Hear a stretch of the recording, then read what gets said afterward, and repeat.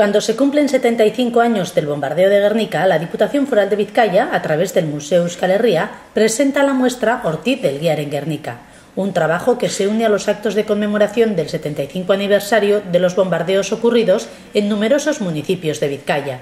Carmelo Ortiz del Guiar ha creado para esta ocasión 11 grandes y coloristas obras inspiradas en el bombardeo y explícitamente realizadas para esta exposición en las instalaciones del Museo Euskal Herria de Guernica. Este artista contemporáneo vasco, integrante del grupo de vanguardia de la Escuela Vasca Orain, fue el artista más joven en entrar en el Museo de Bellas Artes de Bilbao. Su obra ha transitado básicamente por el paisaje, reflejando tanto Euskal Herria como sus viajes. Esta exposición es su interpretación y contribución al tema más universal que ha dado Guernica. Las diferentes perspectivas sobre Guernica de Carmelo Ortiz del Guiar ofrecen muchas valoraciones y ángulos. Tratan de acercarse a la complejidad desde la asunción de la existencia de distintas voces.